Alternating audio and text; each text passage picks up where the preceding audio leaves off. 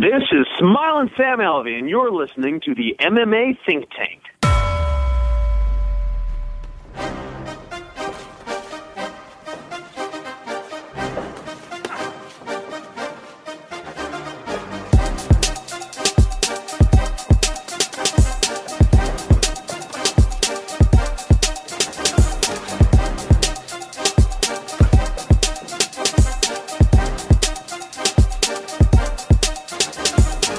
You are listening to MMA Think Tank with Jay and Mike. Welcome to another episode of MMA Think Tank. I'm your host, Jay, and as always, along with me is my co-host, Mike. Jay, how's it going? We had some good fights tonight. They were free fights, so that makes them good, I guess. Yeah, free fights are always good, but doesn't necessarily mean that the fights are always good. So, Mike, Fight Night 73, what did you think about the fights? It was a mixed bag with not just the fights themselves, but judging, reffing. Yeah. But really, what I took away from it was tonight was about the vets, showing the up-and-comers that why they're vets. I agree, but at the same time, we sure did see a lot of sloppiness tonight. Mm-hmm. First, I want to start off, of course, with the main card, Ovince St. Preux versus Glover Teixeira. You know, when this fight started, I thought that I was going to see a really dominant Ovince St. Preux just run through Teixeira, basically. And I know Teixeira's a tough guy, but I didn't see this coming. Did you? No, I didn't. And if I was to basically look at this fight, what happened to St. Preux is what I thought would have probably happened to Teixeira if it was to go that way. And it sure didn't. Yeah. You know what? Teixeira's, his last two fights he's lost, and the last one being to Phil Davis. And OSP, his last two were wins over Shogun and Patrick Cummins.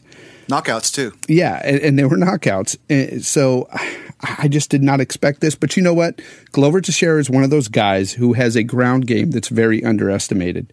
And I think that is what happened tonight. I think Ovince St. Preux just underestimated Teixeira's ground game. Yeah, you know, we always look at him knocking people out. We look at, you know, his striking, and we forget, you know, what he did in the cage today, picking up Ovince St. Preux, you know, just over his shoulder, and then just, you know, threw him to the ground, and it made for an exciting fight. Yeah. You know, Glover Teixeira, one of his idols is Mike Tyson, and he's always about the striking, but I think that's why people just tend to forget that this guy, he's got a great ground game, and he showed that tonight. Yeah, you know, but we weren't sure how that was going to go because in the first round he received a body kick from OSP, and he started backpedaling, and it could have finished there. But you know, Teixeira, the vet that he was, you know, he was able to absorb it and came back for a really close first round. Jay, what did you think of the first round? It was definitely closer than the rest of the fight, that's for sure. Yeah. Like I said, I still thought that Ovince St. Preux was going to pull through and come in that second round and beat Teixeira, and it didn't happen. And of course, that was one of my picks. I picked St. Preux to win this fight. Oh, so did I. Unfortunately, it did not go my way tonight. Matter of fact, I think I only got one fight out of the three we picked tonight, and so. Well, know. Jay, I think I got one, but it's one that probably I shouldn't have got. But I will say that just to round out Teixeira, you know, he got the rear naked choke in the third round, and looking good. And I mean, what can you say? The guy's back in the hunt. He's, you know, he shows that he's still a contender. Mike, I just want to go back for a moment and go to the prelims and touch on a fight there. Of course, we had Uriah Hall fighting Uluwele Bambosh. Uluwele Bambosh is a new fighter to the octagon coming over on late notice, of course, taking over for Joe Riggs. You know, he's had 5 straight KO wins coming from Ring of Combat, and he had a chance to showcase his power tonight, Mike, but unfortunately for him, he faced a man in a Uriah Hall who just had a bit more power. Stopping him early in the first. What did you think about this fight? Yeah, it was one of those fights that I don't want to say could have went either way, but when you have a short notice replacement, especially a guy in Bambouche that had 5 knockouts, like you said, you don't know what's going to happen here. But Uriah Hall, you know, he got the takedown and just finished him early with strikes on the ground.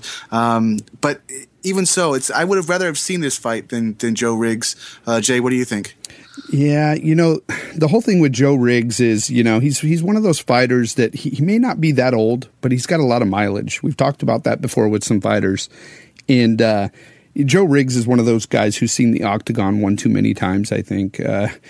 I wasn't looking forward to that fight originally. So seeing this, I was more excited to see a fight in Oluwele instead of Joe Riggs for sure. Yeah, Joe Riggs goes back, 10 years ago he fought Matt Hughes in the UFC. So that tells you how far back he goes. We had a new challenger, with Oluwele, and it's always good to see a new challenge. And we'll see what happens next with him, with a good camp and against another opponent. We've seen a little up and down with Uriah Hall in terms of the way he's looked, but I think Uriah Hall is definitely one of those guys who, if he steps up his game, can be a contender. Yeah, I agree. It just needs to put some wins together. Not just win one, lose one, win two, lose one. Yeah. He gets 3 or 4 in a row. He's there. Okay, Mike. Now back to the main card. We had Ray Borg versus Jared Herrera. Now this flyweight fight was clearly one-sided. Borg with a 30-27 win. Well, it was kind of a one-sided fight. I almost gave a 10-8 on round 2, to make it a 30-26. But I understand why they went 30-27. The first round, there's a lot of good scrambles in the ground. Exciting fights to watch. That's what flyweights do. They don't knock people out a lot, but they're really fun to watch. Round 2, Borg really took over. He was already ahead, but he really took over, Jay. Yeah, what did you think by the third round? I just think that Herrera had nothing for him. One of the funny things, though, I have to point out about this fight is the announcers. We do like the announcers in John Anik and Kenny Florian, but at the same time, sometimes announcers say things sometimes just to hype up fights. And when they said that Borg could clearly give problems to Demetrius Johnson, I had to chuckle. Yeah, these guys, they're not even top 10. And I don't know. The way I looked at it was, look, I realized that Borg, he was putting on some really good submission attempts, almost finished the fight a couple times. He put like every submission attempt on Herrera. And maybe that's what they were talking about. But this is not Mighty Mouse Johnson, John Dodson, who are going to fight later on in the year. They're not going to get caught in those. Yeah, exactly. Now, next up, Mike, we had Jared Rosholt versus Tim Johnson. And Rosholt won this by decision, and, these big guys don't usually stick around for all 3 rounds. It was a very sloppy fight. What did you think? Yeah, it was a sloppy fight. It was a boring fight for the most part. Most of it was up against the fence with clinching. The only exciting part was near the end of the fight. Johnson, behind the scorecards, lands some strikes, and Rosholt goes down. But Rosholt's still with it and is able to survive the round. And it was just too late for Tim Johnson. And Rosholt just did enough to win. But, Jay, I agree. Yeah. Who would have thought that it was going to a decision? I'm assuming you're going to agree with me, but I'm going to ask you anyway. I don't see these guys popping the top 10 anytime soon and fighting Dos Santos or, No, I don't either. I think these guys have to really look at their game plan before going into their next fight. Next up, we had Amanda Nunes versus Sarah McMahon. Mike, we've got some talking to do here about Sarah McMahon. Yeah, we do. She's 5 in her last 5 fights. She's lost 3. Where does McMahon go from here? I think she goes maybe to another camp. That's what I'm thinking. Amanda Nunes was ranked number 7 coming in, but I didn't think that she was going to lose to Amanda Nunes. But hey, give props to Amanda Nunes. She had some good takedown defense. She landed some punches, dropped McMahon, took the back, choked her out. It was really a really beautiful thing to watch. Didn't happen to McMahon. All in the first round too, and I did not see that coming. I picked McMahon this week to win this fight. Unfortunately, that did not happen. McMahon, of course, we all know she's a decorated wrestler, Mike, silver medalist. Coming into the UFC, we both saw big things for her, and it just not has worked out for her. And, we don't know if that's a camp thing. We don't know what's going on with her personal life. But at the same time, I just expected more. Well, let's see, what do you expect from Amanda Nunes now going forward? She's put some wins together now. She looks good on her feet. She got some takedown defense going for her. I know that takedown defense is not a big thing for Ronda Rousey, but maybe in 2 fights she fights her, Jay. What do you think?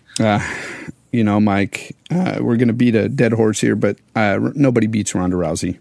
Right. Nobody. I'll throw out a wee pick'em for Ronda Rousey from here till whenever she retires. Ronda Rousey wins. Every fight. I will second that and go from there. Yeah, exactly. But you know what? I want to see McMahon either take some time off, try to get her mind straight and her fight game straight, because she just may not be cut out for MMA. We don't know. Yeah, I mean, you can look at a lot of fighters. One fighter, Frank Mir comes to mind. I realized that it was a motorcycle accident that took him out of the game for some years, but he came back, and even though he wasn't the same, he still came back, and he's doing well. I mean, he's 2 fights away from the championship again. Yeah, and that's crazy. Yep. And we will get into that much later in this episode.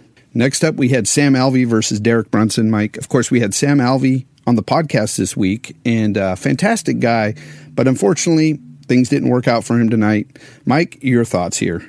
I thought that Sam Alvey was going to win this fight, but you know what, Derek Brunson, he didn't decide to wrestle like myself and Sam Alvey thought. He went in there and he took it to Sam. Sam fought back, tried his best. I think he was surprised about all that, and then as soon as Alvey, hit the canvas from the strikes, he tried to get up, but too much pain raining down from Brunson, and they stopped the fight. Jay, question about the stoppage. Too early? I thought it was okay, but I would like to have seen it gone longer. Yeah, I thought it was a little bit premature, but, going back to what you said, Sam Alvey on our podcast was talking about this fight. When I asked him about what he felt about Derek Brunson's hands, his heavy hands, he went immediately into Derek Brunson's wrestling and talked about how he trained against his wrestling. And that made me kind of throw up a red flag in my head. I was like, I wonder if he's sleeping on his hands.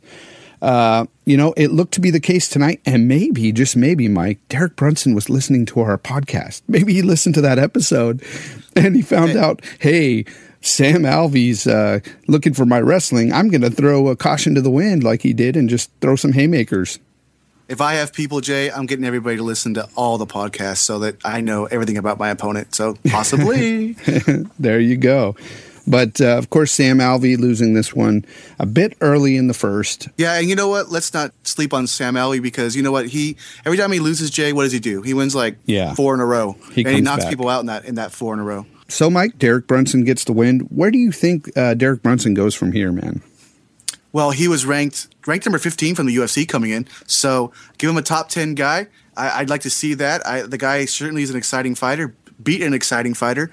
Give him some top 10 guys. Yeah, and one thing I wanted to throw in there, too, like Sam Alvey, he's a family man, and he seems really humbled. And I really liked what he said after the fight, and I can't wait to see more of Derek Brunson.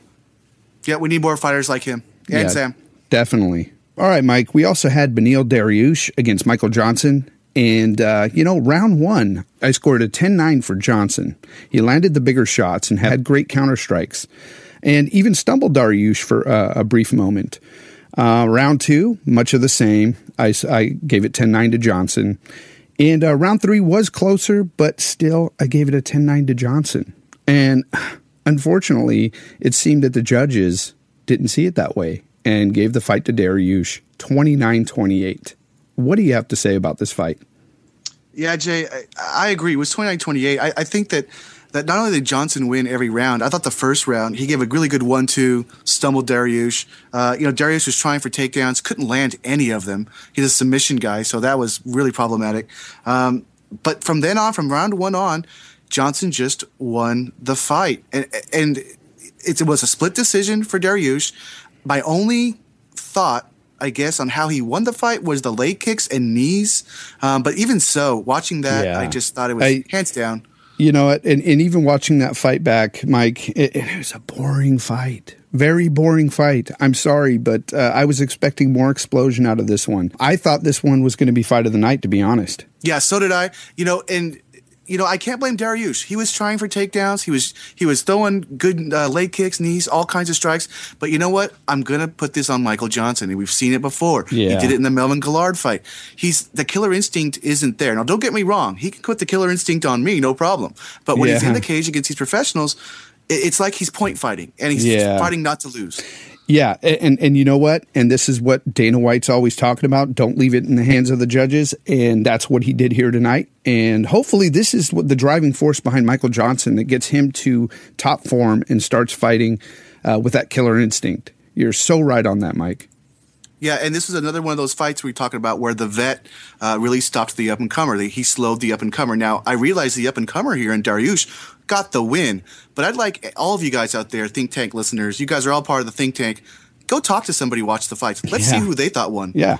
Who do you think won? Let us know. That we here at the MMA Think Tank, we lead the charge, but we want to hear from you guys. This is what we're about here on MMA Think Tank. We want your input, guys. Call in, email us at mmathinktank@gmail.com. MMA Think Tank, Google it. You'll see our Facebook page pop up. Mike, one point I wanted to bring up here is, do you think this was a robbery? I do, Jay, and let me tell you something. You've known me long enough with fights, and I don't call robberies very often. And I realized that no one was severely beat up in this fight, but it was a robbery, straight as it goes. Yeah, total robbery, in my opinion. Michael Johnson won this fight hands down. But like I said, if other people have other opinions, phone in, email in. We'd love to hear your thoughts. All right, Mike, next up, I want to talk about UFC Fight Night 74, Max Holloway versus Charles Oliveira. Mike, we got Max Holloway, who has, in his last 7 fights, Mike, has only lost once, and that's to Conor McGregor. Yep. He's been on a tear since. He's won 6 straight, with his last fight being against Cub Swanson. Mm-hmm. And it was a submission, guillotine. I think people are sleeping on Max Holloway. What do you think? I agree. You very well could be right, Jay, and they shouldn't be sleeping on him. And I think that's one of the reasons why he is on the he's headlining this card. I think that's why. Not only is he an exciting fighter, but Jay, his 3 losses come to not just McGregor, but he got split with Dennis Bermudez, and he got an armbar by Dustin Poirier. Those are some 3 good names. So other than those 3 guys, he's on a tear, and he's an exciting guy to watch, and I'm pumped. Yeah, and out of his last 7 fights, I just wanted to say that only 2 went to a decision. 1 win and 1 loss, of course, to Conor. But, in his other fights, he's finished them. He's finished 5. He took McGregor all the way, all 3 rounds, and no one else has done that. So Nobody, exactly. That is an important fact to put out there. And a lot of people don't realize that. Max Holloway took Conor McGregor to the very end and gave him a great fight, gave him the best fight Conor's ever fought in the UFC. Holloway, he's paid his dues, he's got the fights. He's, when I say he's got the fights, is what I mean is he's fought the good guys. Yeah. And he's got a win over Cub Swanson, got some losses, but besides the McGregor loss, those other losses were earlier on in his career, and he's a mix between a brawler and a technical fighter. And I say that simply because he's more technique, but he's got the heart of a brawler. What do you think Oliveira has to say about that in this fight, Jay? Again, you got a guy in Charles Oliveira who's been on a tear as well. I mean, the guy has won 4 straight now. Jeremy Stevens, Nick Lentz, great wins there. So we got Charles Oliveira. I think this is going to be a war. I think this is going to be a great fight. Yeah, it's going to be a great fight, but, I want to touch on his losses, too. I mean, basically, he's lost to Jim Miller, Cowboy Cerrone, Cub Swanson, and Frankie Edgar. No, those losses aren't bad losses. Yeah. But they do share the Cub Swanson fight, and Holloway won that fight. Now, I realize MMA math is a downfall to picking fights. Yeah. But, this is going to be a great fight, Jay. I'm going with Holloway. Oliveira, obviously is a great fighter, Jay, but who are you picking? If I'm going to pick a fighter here, I'm going to go with Holloway. I think that him just going all 3 rounds with Conor McGregor not too long ago, and him beating Cub Swanson his last fight and looking good at doing it, I'm going with Holloway. Next up, we have Eric Silva versus Rick Story, Mike. Both of these fighters coming in have been on an up and down career, basically, in the UFC. What do you see about this fight, Mike? Yeah, I agree with you on that, Jay. If you look at Rick's story through his career, he's got losses to Kelvin Gastelum, Damian Maia, Martin Kampmann, some good names there. He's got some wins, though. He's got some wins over Gunnar Nelson by decision. I believe that was his last fight. And early on, he beat Johnny Hendricks, and that was before Johnny Hendricks was the Johnny Hendricks we know now. But Story is still around because he's got something. He's a scrapper. He's got some pretty good wrestling. You look at Eric Silva, maybe just a little better in his up and down career. His losses are to Matt Brown, which big shout out to Matt Brown coming back from that fight. Lost to Dong Hyun Kim. He's lost to John Fitch. Those are good names. His only win, though, really, in my opinion, that's a name. And you're going to maybe disagree with me simply because it was Josh Koscheck. And I disagree. I say disagree because he's a name, but it came at the end of his career, right, Jay? Yeah. Josh Koscheck's one of those guys who fell in love with his hands. Again, another wrestler that fell in love with his hands and then fell off the map. I think that was his downfall, Mike. When he stopped wrestling, he just started to just tank. And no pun intended here at the MMA Think Tank. But yeah, he just started to go downhill from there. That's what a lot of wrestlers end up doing, is falling in love with the striking game when they're getting better at it. And I feel that they need to stick to what they're good at. Well, Jay, Eric Silva, he's not going to have a problem with that, Jay. So what do you think, who's going to win this fight? Honestly, I think that if I had to pick a guy, I'm going to pick Rick Story. Rick Story's got that mentality that Matt Brown had, and we saw what Matt Brown did, come from behind win over Eric Silva. And I'm leaning towards that, Jay. I'm going to go with your keen MMA mind, and I'm going to go with Rick Story too. All right, Mike, now I want to get into UFC 191. Of course, Demetrius Johnson versus John Dodson 2. That first fight was explosive. Very close fight, but of course, Demetrius Johnson getting the win and retaining his belt. Mike, I think Demetrius Johnson is pound for pound one of the best fighters out there today. What do you think about this fight? I'm very excited about this fight. We're at a point now in Demetrius Johnson's career that he's fighting his rematches, and he hasn't fought a rematch against John Dodson. John Dodson has looked fantastic since the fight. He looked fantastic before the fight. Yeah. You know what, Jay? DJ, Mighty Mouse, he's looked even better. I can't wait for the fight. Yeah, I can't either. These flyweights guys are so exciting to watch. Demetrius Johnson is at the top of his game. Dodson is at the top of his game. He's definitely the number one contender. They're both equally as fast, Mike. And so I don't see these guys finishing each other. But I do see that this fight goes the distance. I'm seeing another decision win for Demetrius Johnson here. Yeah, that's what I'm thinking too, Jay. Talked about how both of them have improved. I think basically Demetrius Johnson has improved more. He's finishing guys not just with knockout punches, but with submissions. And it would have to be a knockout punch, I guess, by Demetrius to win this fight. I don't think he catches Dodson in a submission. Yeah. So I agree. I think he's just a little faster than Dodson, and that's going to play into the cards. You could see this. You could say the same thing for John Dodson as well. He's got knockout power as well. We've seen him do it. Yeah. But I just don't see them catching each other. They're just so fast, and I can't wait to see this fight, Mike. Yep. Next up, we have Frank Mir versus Andrei Arlovski, Mike. Mike, Andre is back. And this sounds like a fight that should have been made 10 years ago. Man, I'm excited for this fight. What about you? Yeah, these guys, they have come not out of – well, Andre's come out of nowhere. Yeah. Frank Mir's always been hanging around. And you're right, Jay. 10 years ago, this could have been the fight. We're getting it now, and they're on the cusp of a title shot. And you know what? That's crazy. I'm excited for it. That's crazy. They're on the cusp of a title shot. Yep. Just think about that for a moment, guys. Frank Mir, Andrei Arlovski. If you guys are MMA fans, you know these guys are just old school. And to see them back, I'm pumped. Yeah, and I remember when the UFC first came out on Spike. Andrei Arlovski was the champ, and he was a bad-looking dude, and he was knocking people out. He had the fangs, for his mouth guard. And, now it may be 10 years later, but he's taking on Frank Mir, another former champ, back in that era, a little before that era. I picked Frank Mir to lose in his last fight. I'm picking him to win this fight, Jay. You know what? You win by the sword, you die by the sword. That sword is Frank Mir. Yeah, I totally agree. I'm in 100% agreement. I'm going Frank Mir this time. I'm not going to count against his chin or his age, especially with a fighter like Andrei Arlovski, who's also older and well-seasoned. I'm pumped for this fight, though, because it brings back a lot of memories, and I just can't wait. I see Frank basically maybe in the third round. I don't think it's going to go to a decision.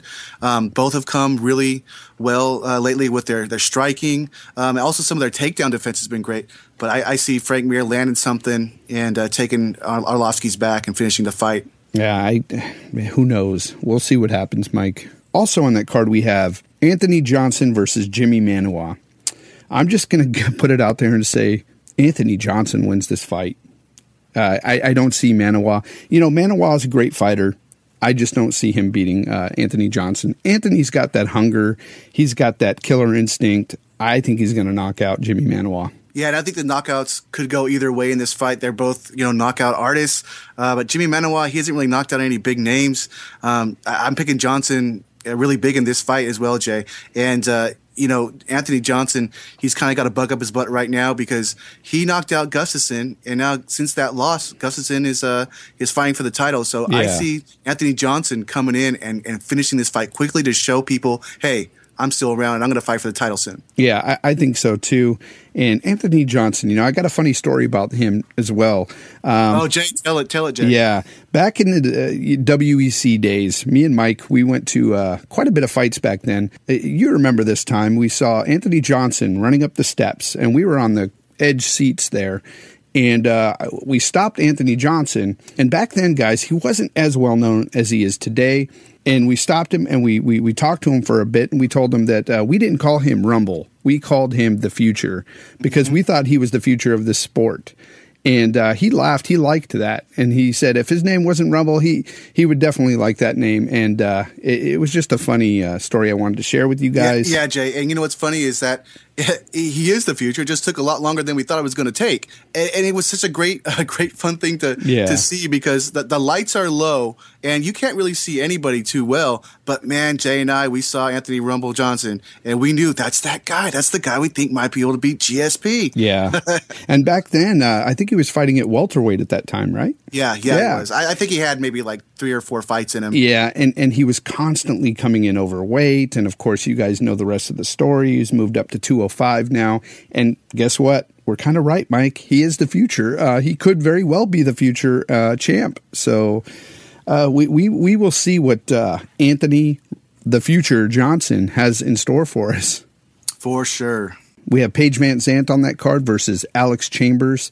Mike, I'm going to go with Paige Van Zandt here. I think she's a well-rounded fighter, and I really don't know much of Alex Chambers. Yeah, Alex Chambers is 5-2 with 4 finishes, but not finishes over anybody really big. So that that shouldn't hurt her. But when you look at Paige Van Zandt, she's 5-1. She's got a KO. She's got a sub.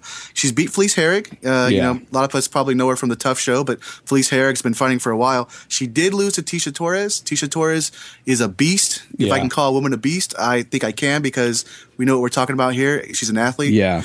And in Tough, these contestants on Tough, they're not training with their regular coaching staff. They've got to acclimate themselves to a new coaching staff. So that could have been what was a problem with Tisha Torres. But I'm going to pick Paige Van Zandt in this as well. She's fought the better people. She's got, just a better resume, Jay, and I'm going to go with her. Yeah, that's why I'm going her too.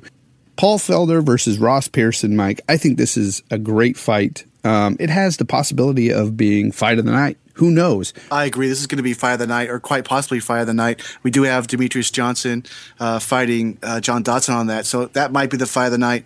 But let's put our cards on the table, Jay. I mean, Paul Felder looked really good against Edson Barbosa in that first fight. He landed I believe it was a left to the eye, busted his eye, and even though he lost the fight, he came out really with a lot of praise, and he's getting this fight on less than 2 months' notice, and he's going to fight Pearson, and I'm excited for it. His durability is something that I'm in awe about. He took a lot of punishment from Barboza and kept coming forward, kept moving in. And I think we said on our podcast back then, if Mean Muggin were to score points, he would have won that fight because all he did was kept coming, Mean Muggin Barboza, and Barboza just threw everything at him and couldn't finish him.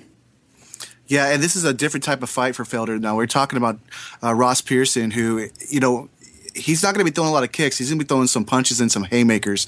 And, Felder could lose his fight on one of those. So could Pearson. Yeah. And I'm going to pick Felder on this one. I think he's one of those guys that is finally here, even though he's got that loss.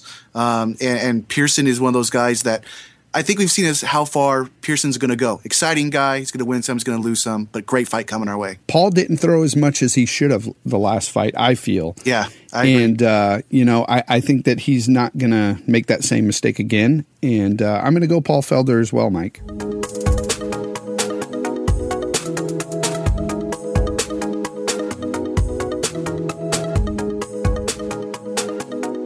All right, now I want to switch gears, guys. I want to go to some newly announced fights. The first one I want to bring up, Mike, is this Johnny Hendricks versus Tyron Woodley at UFC 192.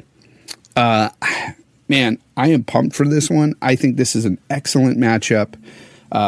Mike, tell us some more about this fight.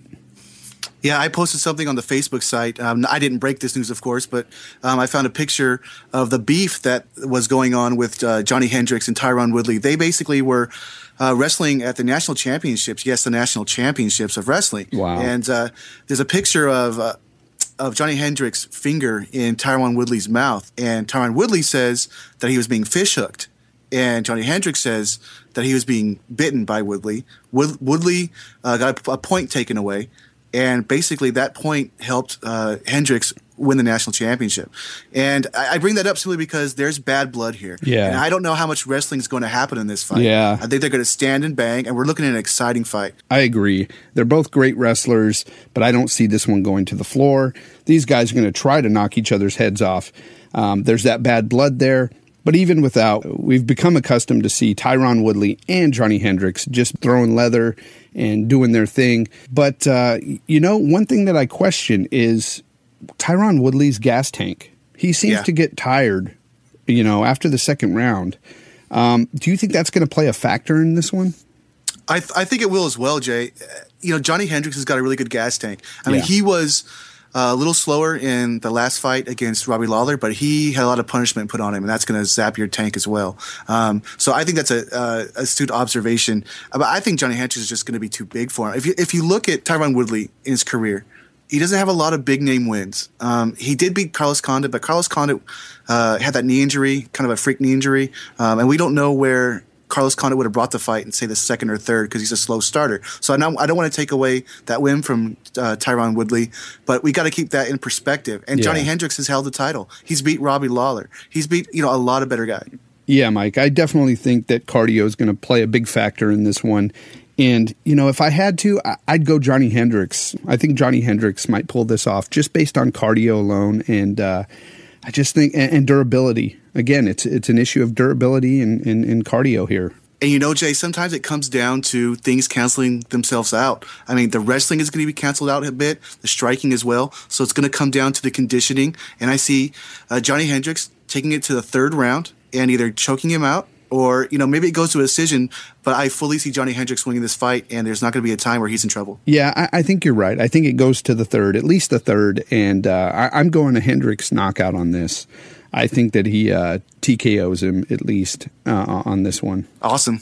Also announced, Mike, was Robbie Lawler versus Carlos Condit at UFC 193. Man, if I could pick any fight that I'd want to watch like right now, that would be the fight. Yeah, I agree. It only gets better, right? In UFC 192, we're going to have Tyron Woodley fighting Johnny Hendricks for a title shot. And then, after that, we're going to see Condit. We're going to see Lawler. Both these guys, they love to strike.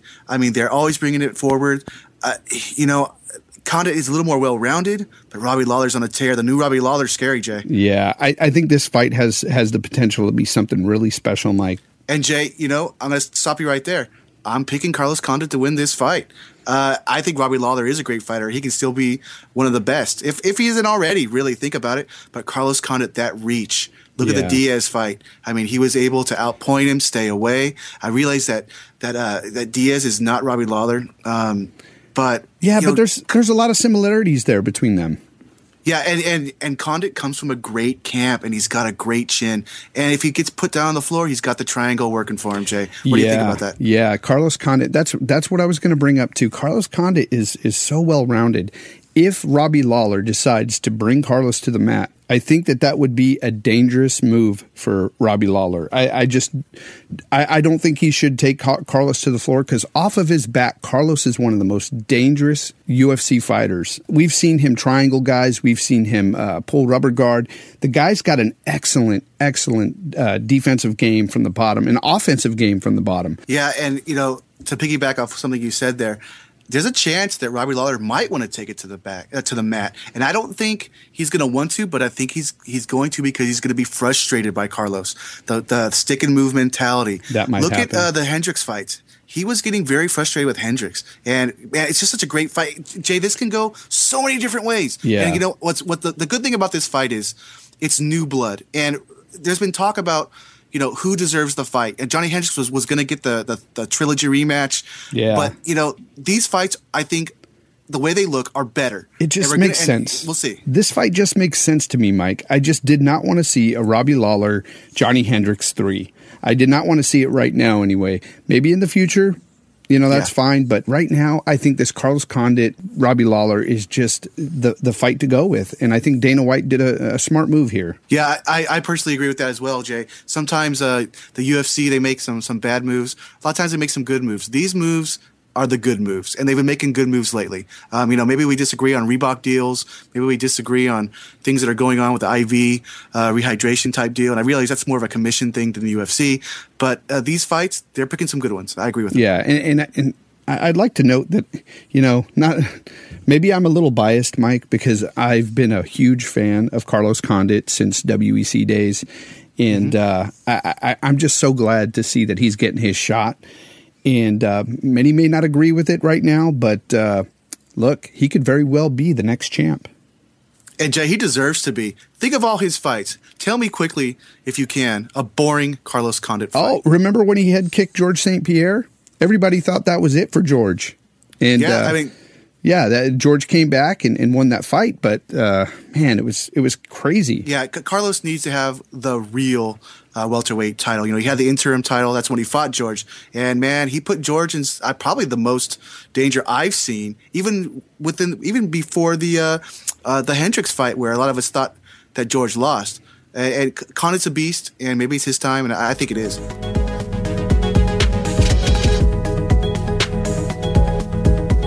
Jay, we're coming to really the end of the show right now. And there's something I really want to talk about before we go, because it's not all UFC all the time, obviously. Bellator 141 is coming up near the end of the month, end of this month, I should say.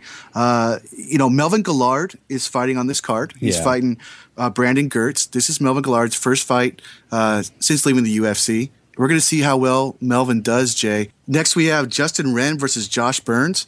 Justin Wren, that might be a name that you know. He was a tough alum, tough 10. You know what? He lost his first fight outside of the house, and he went into a depression. It's a very interesting story. He went into a depression, started abusing drugs, and he just cried out to God, what should I do? And Justin Wren, he remembered the pygmies in Africa. He'd heard a story about these guys. And he thought God was telling him to go help the pygmies in Africa. He went over there, and he's building wells, and he's getting to know them. They took him in. They're family to each other. And now Justin Wren's come back. He's fought for the pygmies. He's fought for them. Now he's going to take up fighting again for himself. And I'm really excited to see what's going to happen. That sounds like a fantastic story, and I urge everybody to go to the Facebook site at MMA Think Tank and check that out. But, Mike, there's somebody else on the horizon that I see Bellator's got their sights on, and that's a guy named Lorenzo Hood. Can you tell me anything about him? Lorenzo Hood. The guy is 9-2. He's fighting for Bellator, finally a big promotion now. He was 9-2 coming up. 9 knockouts, Jay. Nine knockouts is a big deal, especially in the heavyweight division that's lacking in Bellator. Yeah, definitely. Jay, that's all I've got to talk about today. It's been a great podcast. Some good fights to talk about that happened. Some good fights that are coming. Yeah, I'm excited. We've got great fights coming up, and guys, we will be on a short hiatus for a while. We will be back after the UFC 191 card. That, of course, being Mighty Mouse versus Dodson. Yeah, guys, while we're away on this hiatus, check out the Facebook page. I'm constantly updating things on there, pictures, articles, my commentary. But you know what? The great thing about the MMA Think Tank is we want your commentary. It looks like we've come to the end of another episode, Mike. It's been a great one. I just want to thank everybody for listening, and until next time.